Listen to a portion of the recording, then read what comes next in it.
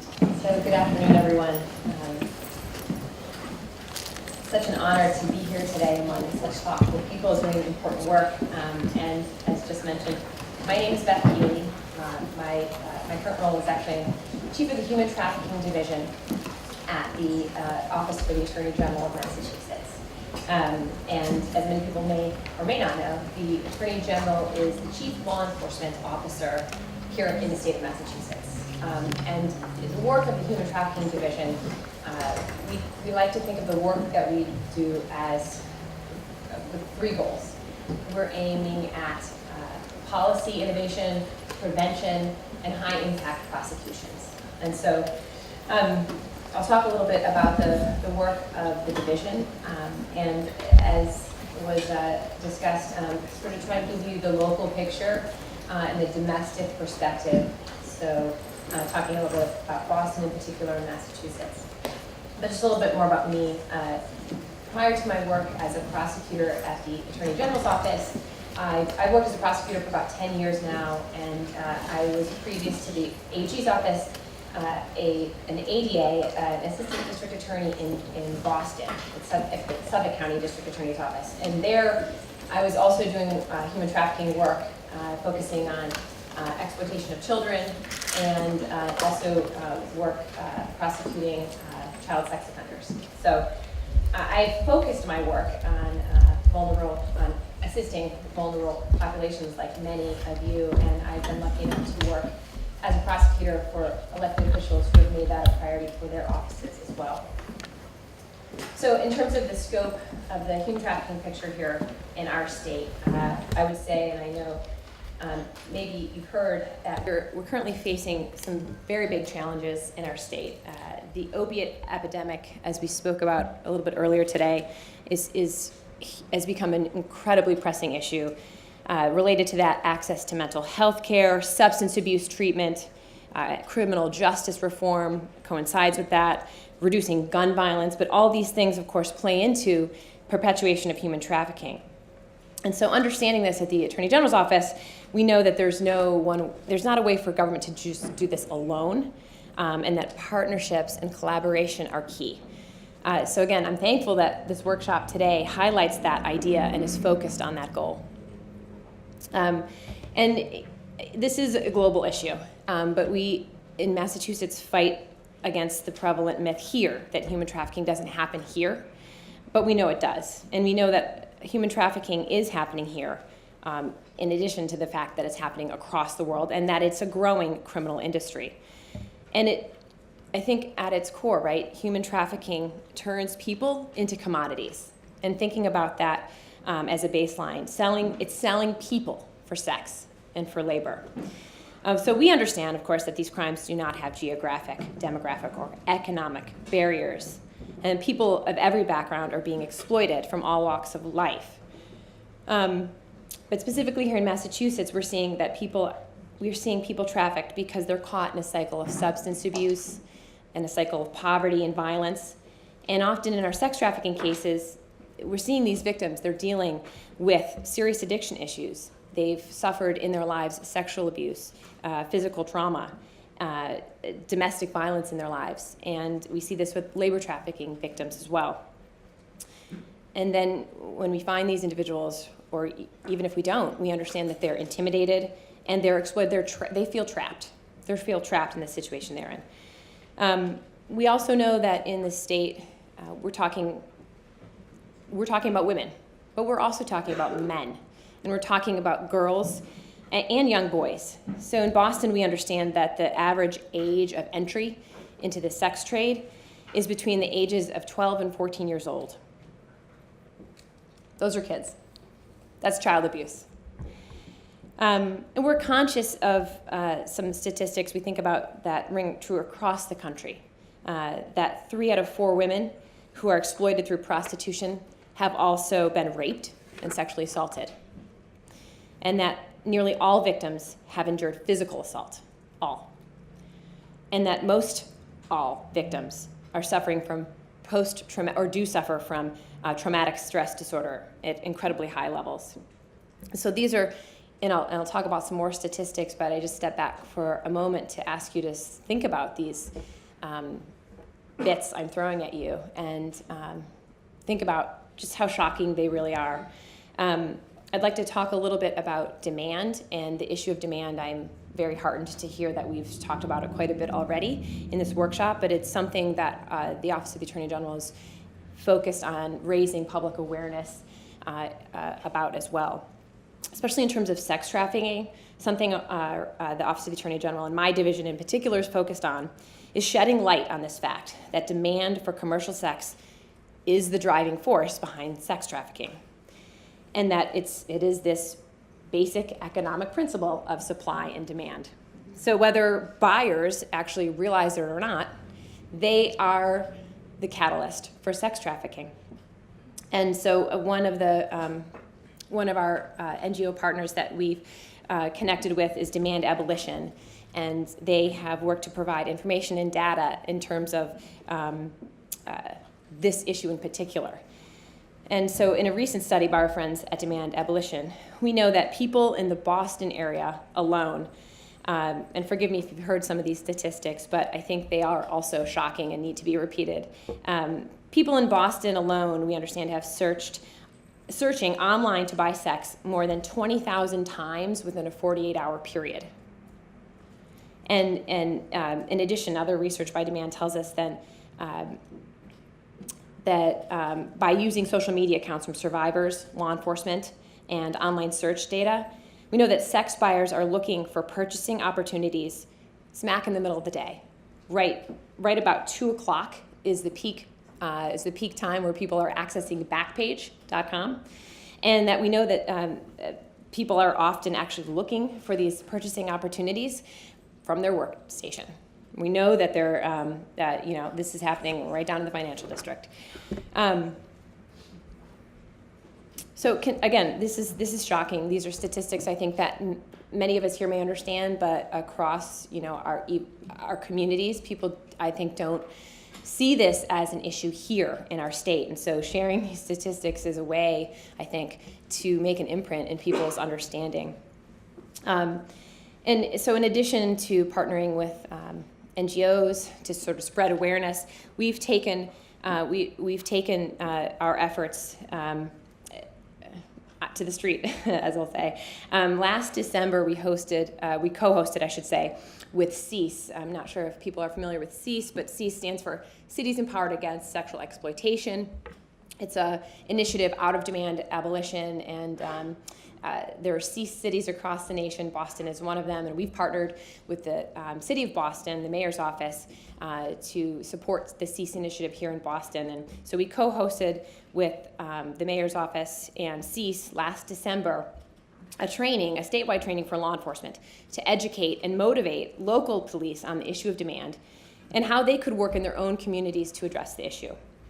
And so in addition to hosting that training, we ourselves, the Human Trafficking Division at the Attorney General's Office, pursued a series of so-called stings across the state, and we partnered with local police departments across the state, and we ended up arresting 29 individuals in connection with attempting to purchase commercial sex.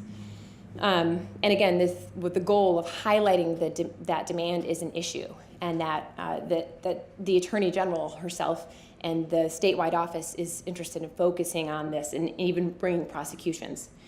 So, we will continue to highlight this issue of demand.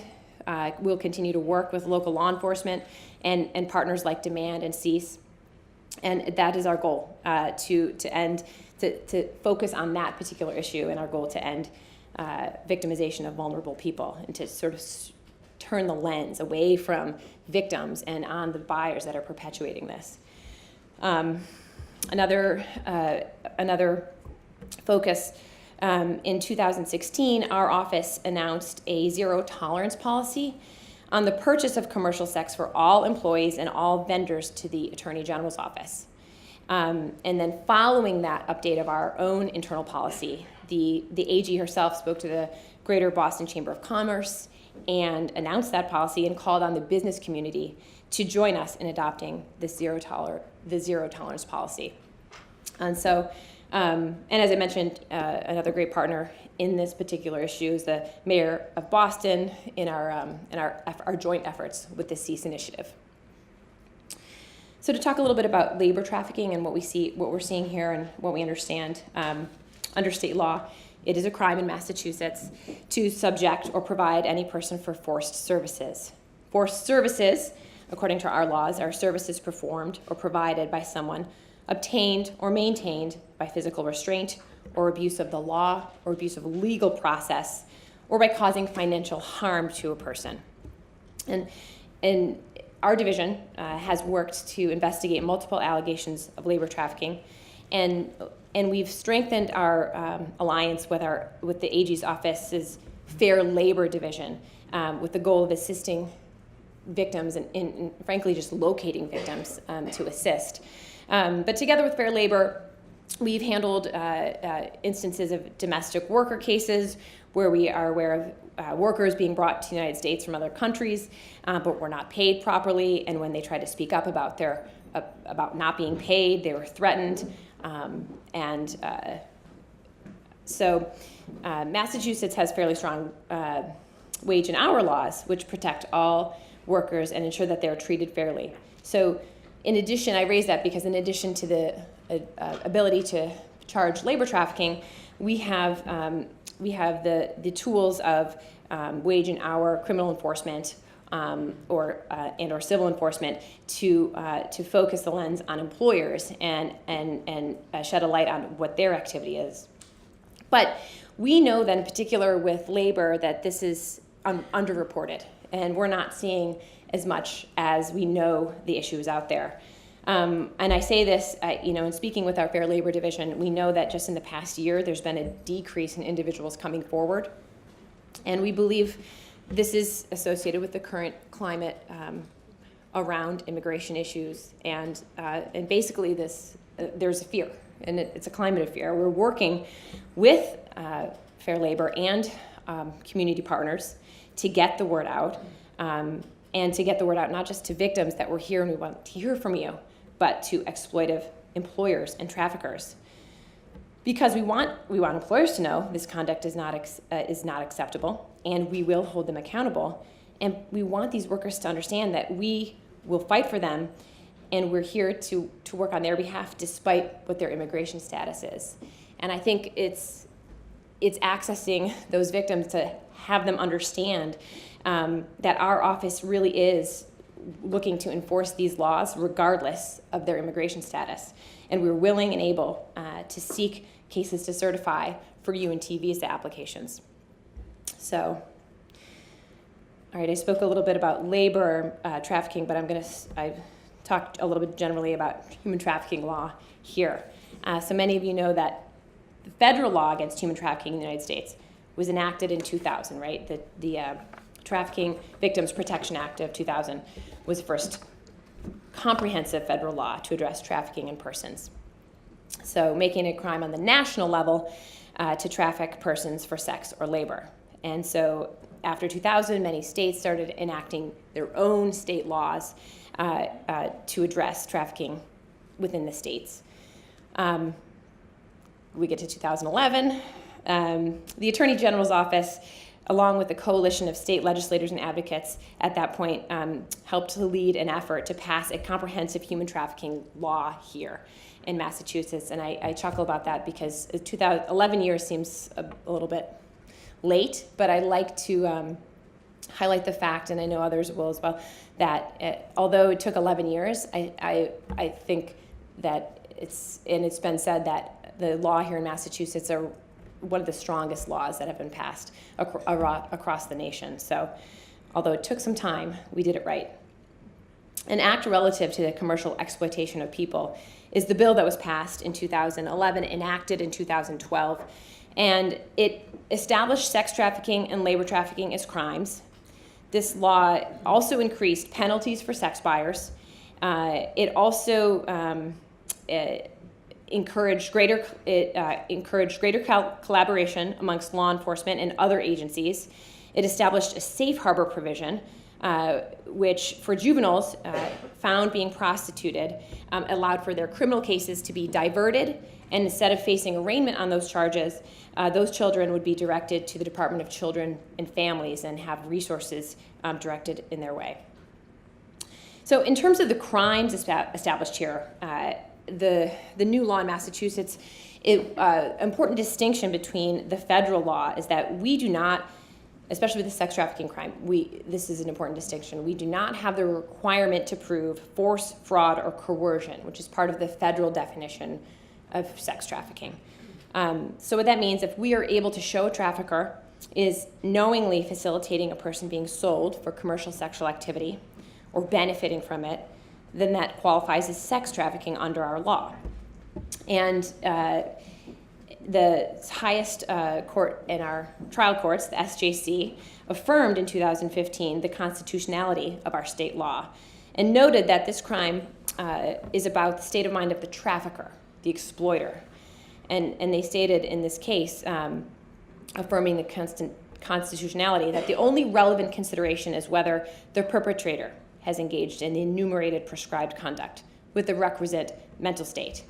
So they went on to say that a victim's purported willingness to engage in commercial sex is immaterial to the evaluation of whether a defendant is guilty of sex trafficking.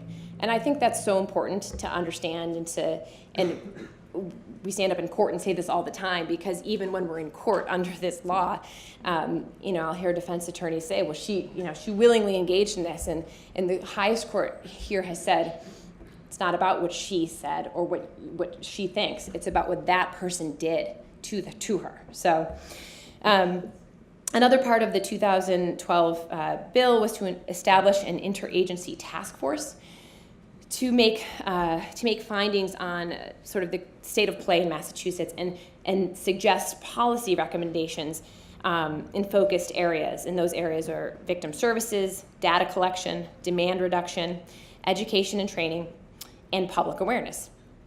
So that was great. A separate task force focused on labor trafficking and did the same,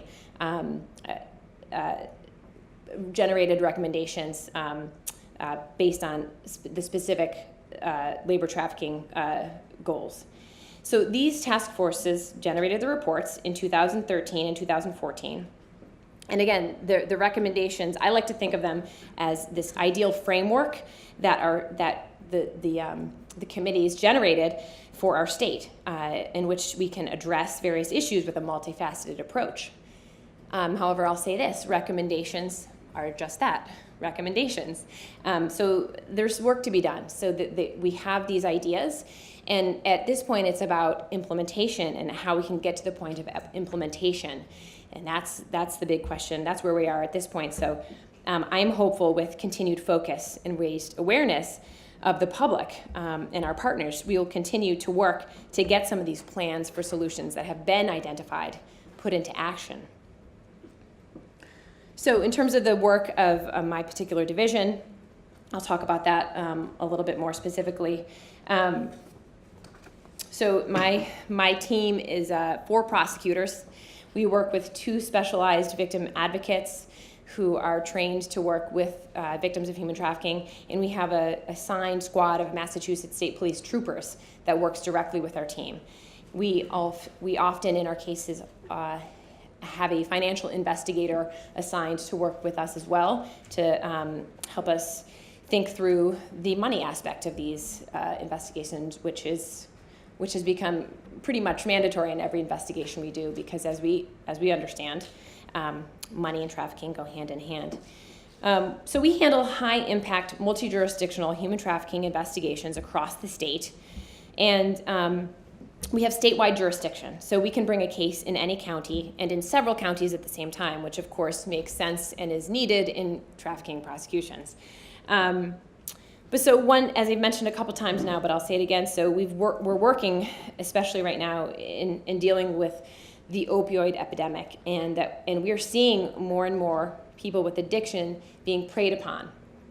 Okay, and so what we're seeing is that the opioid epidemic is now also one of the driving forces behind human trafficking here in Massachusetts. And so in terms of a pattern, we see this in cases For example, the case of an urban young woman who's struggling with addiction, who's picked up outside of a methadone clinic by a trafficker and then is exploited.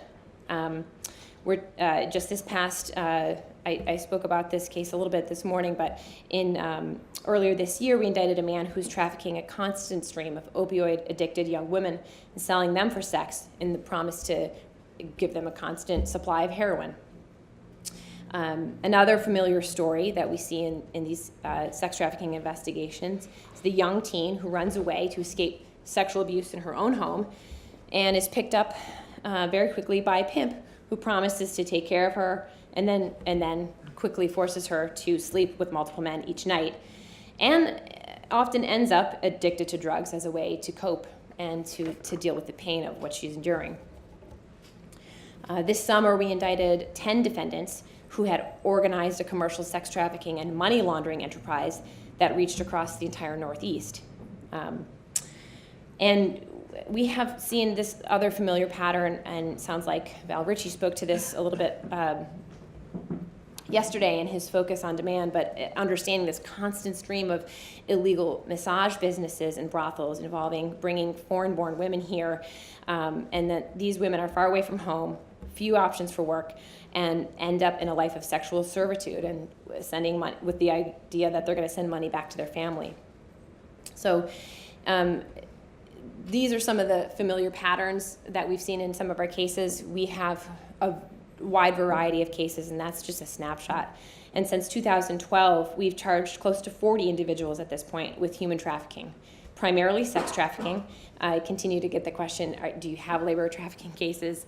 And as I mentioned earlier, these are complex cases, and those have an added layer of complexity, which is difficult to even get to uncovering. So we have investigated labor trafficking cases and charged labor trafficking, but we're certainly open to and looking to do more of those.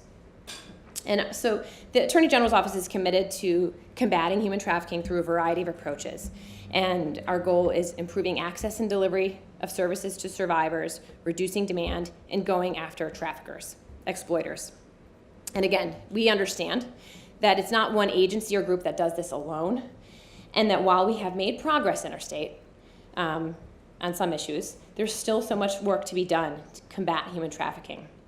And so once again, I come back to that. We see partnerships and collaboration as the key, and it's our goal to see this issue addressed from every angle. So that's why our partner does this, partners with human trafficking victim service providers, assists law enforcement across the state, and is committed to helping victims access the services and treatment they need. So together, I'm confident that we can make human trafficking a thing of the past. We need to aim our efforts collectively. We need to shed light on those who are perpetuating trafficking by their actions and their wallets.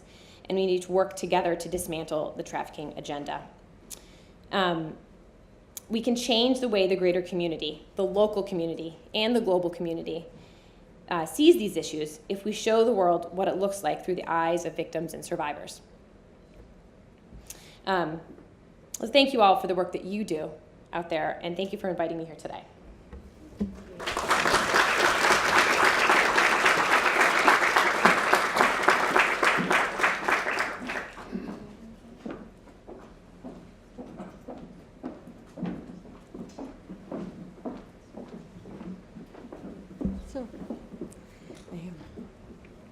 Thank you. Now, I have a full speech with me, and I hope you can still listen.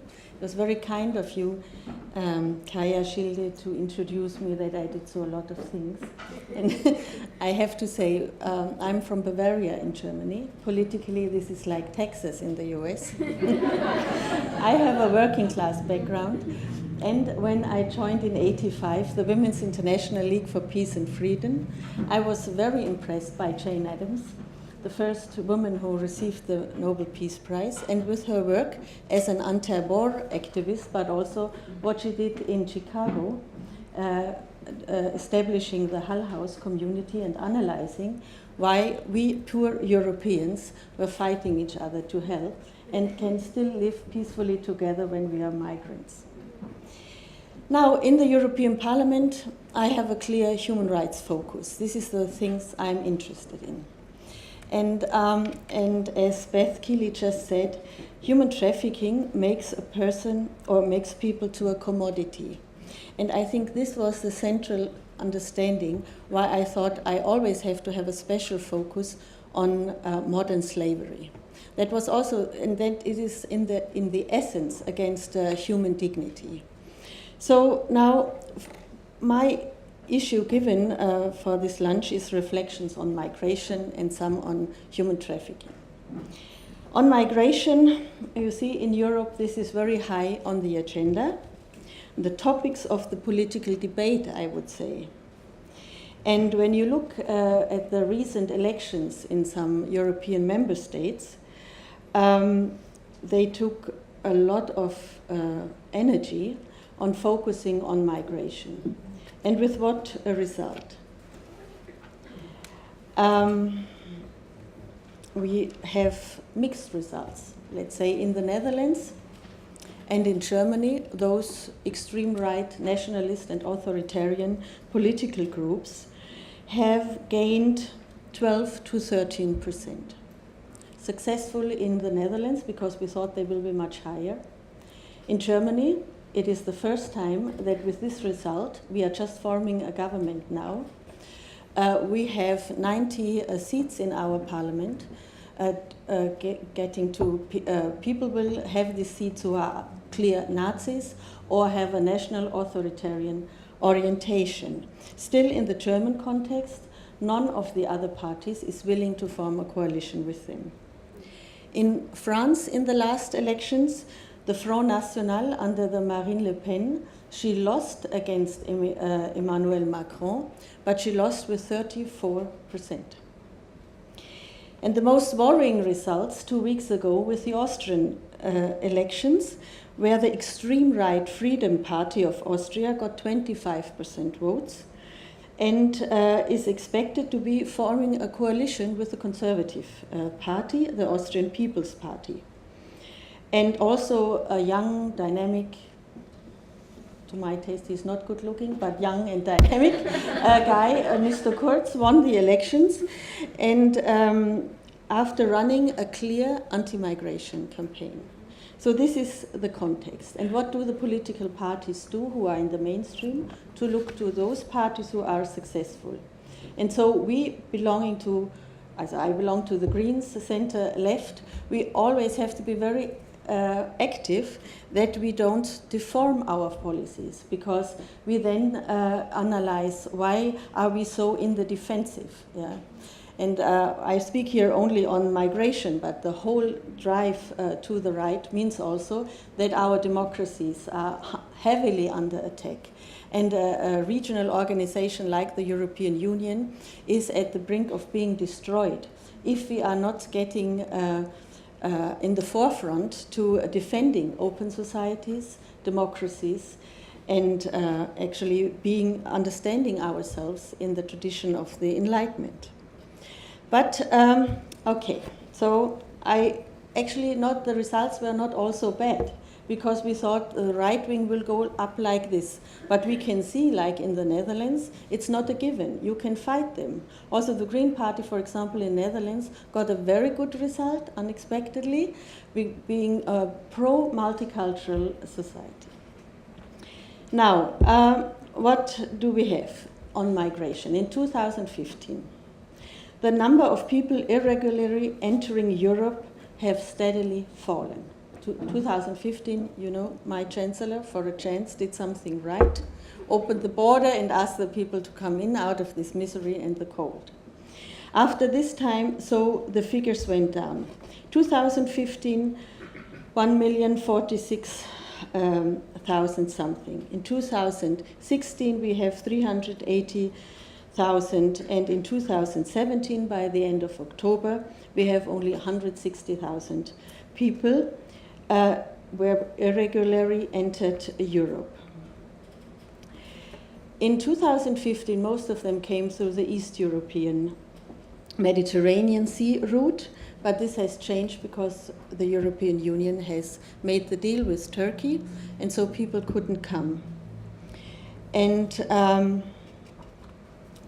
And actually now most people come through Libya. So it is the result of this EU-Turkey deal that people are forced if they want to come, and the situation in Syria is not getting better. And even if we have less fighting, Assad will decide who will be his people when he wins finally. So we must be logic, I think, in politics. We should be logic, yeah, and look into what it is, what is reality. So we will have people not being able to go back, and more people to go also from the camps from the neighborhood. But no, our policy was driven by closing the border, and now people come through Libya to Europe. What do we do? Even, okay, I have to follow my... It's not a political speech. I have to follow my script.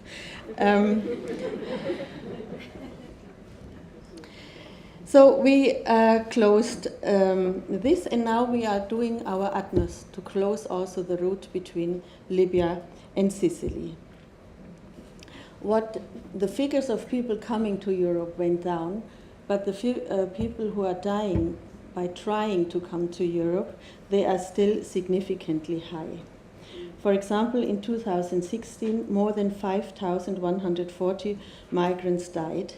And this year, at the end of October, we have already more than 2,700 migrants died in the sea.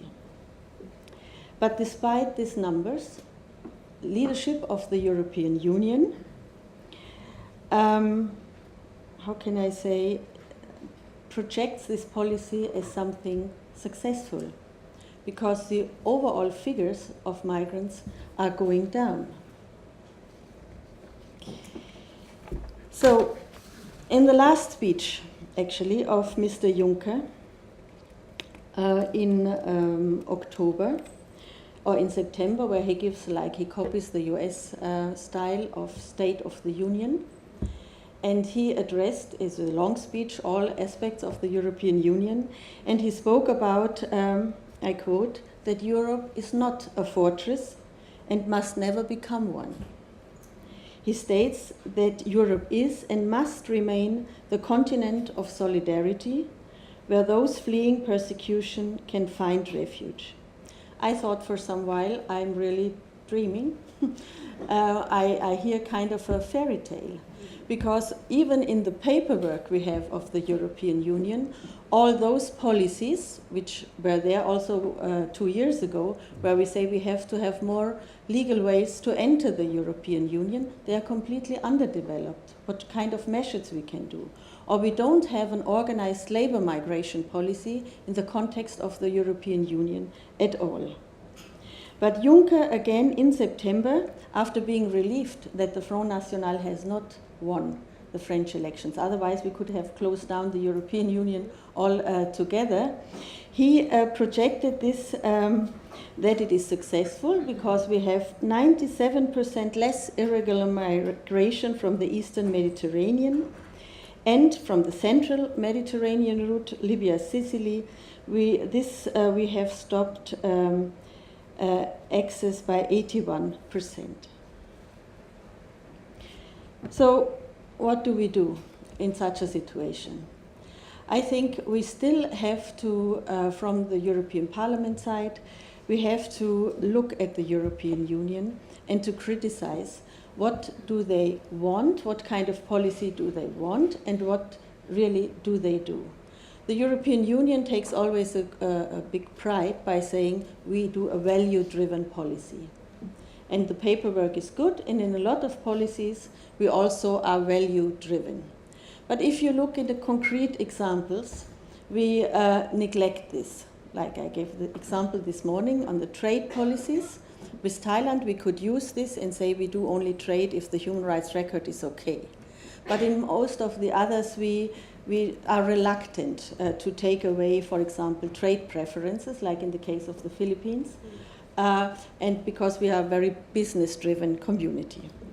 Where we, to my understanding, completely have left the path of being a value-driven organization is when we look into the human rights protections of those who have not EU citizenship. but are human beings. And still we repeat and repeat and repeat that we fight the smugglers, but de facto we do all policies to keep the refugees and the migrants out. And this is a policy which affects in the first and in the second hand the refugees and the migrants. But already on the third positions, it affects the self-esteem and the raison d'etre of the European Union, because who should believe us that we do this because we are value-driven? In the last 3 years, never before, but I can look only back to the time 2009, the EU was criticized so often because of this bad policy by the UNHCR, by the High Commissioner for Human Rights in the UN. When we looked into what did we want to do with Libya, the EU went to the Security Council and said, in order to fight smuggling, we want to have a Chapter 7 mandate to destroy smuggler boats within the territory of Libya. I mean, this is not a meaningful politics. As you are all the experts, which I learned during this conference, how difficult it is to fight organized crimes and trafficking. So what will you gain by destroying 2 vessels in the harbor of Tripoli or something? Nothing. It's an illusion. But nevertheless, we could go on the international level. And now, end of next year, this European example will end into a global compact on migration. And we will see Luis Aber on Monday and Tuesday and discuss also what that will actually lead to. Of course, we have to address migration differently than before because it's a huge phenomenon. We have a lot of wars than before, but we should always base in the center of our policy also the human rights of the refugees. Now,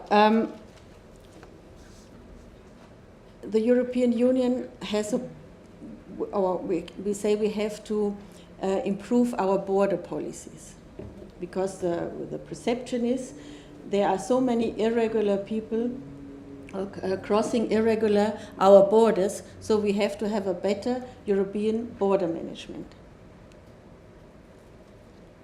And I'm not a missionary for saying we should have no border regime, but when we look more clearly what we mean by better border regime in the European Union, I see that we, of course, have the borders at the Mediterranean, but the intention of this policy is actually to stop the migrant and the refugee already further down in sub-Saharan Africa by assisting governments there to better control their borders, which we then call better migration management. So in February, I went to Sudan, to Khartoum, a country who is a kind of a pariah country, because even their head of state is wanted with an arrest warrant by the International Criminal Court of an attempted genocide against the Darfuri people. Nevertheless, our security is in threat because these poor people are coming. So the European Union gets engaged with the Sudanese government to help them to secure their borders to Eritrea and to Ethiopia, and a little bit to Egypt and a bit to Libya. So can I be against this? They have also a right to do this. But when I was there, I organized this trip on my own because officially we don't interact with their parliament. I spoke with a general who worked for Interpol before, a very bright person from Sudan, and he clearly told me, you know, this is your problem. We have a lot of refugees and migrants who are irregularly crossing our borders. Sudan has 3.2 million internally displaced. They have a lot of problems, but to them, to the leadership there, it's not the biggest problem that the Eritreans come there, partly to stay or to go further to Europe. But we demand from Sudan to fix this border and to keep the refugees and not letting them in. And I think that is again a policy we have to criticize, yes, we can train the border people. We should also help them by identifying victims of human trafficking. But at the same time, if we don't help the refugees, like the Eritreans, yeah, they come by hundreds every day. We could take in refugees, Eritrean refugees from Sudan directly to Germany or to the European Union in a resettlement program, because 95% of them get a protection status in Europe. Their government is very authoritarian. Why don't we do this? Instead, we block that they come, to enforce them actually to buy a smuggler or a trafficker in Khartoum. This policy now we have established. We will do it, intensifying it, not only with Sudan. We are reaching out to Niger, to Chad and to Mali. And those governments, like the Sudan government, they learn also very quickly what the European Union did, for example, with the EU-Turkey deal. With Turkey, that even was before the president of Turkey became completely out of proportion, oppressing his own people. They see that the European gives up criticizing if they close the borders. And when I was in Khartoum, I could see this from also others and from the human rights community there, who clearly said, you see, they know. When they attack us, they can tell you, you shut up now, because otherwise we don't help you with getting the refugees and the migrants out. Now we have Libya. It was discussed also during this meeting. In Libya, we do not even have a state. We have a president who operates out of a military base. Together with the delegation, we wanted to see him twice. We couldn't because of security risk.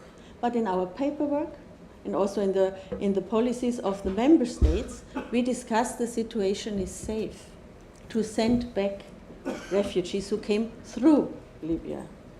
And if there is a lot of proof that it's not safe, now we are thinking to creating safe islands in Libya. There is no authority like a police, there's only militia.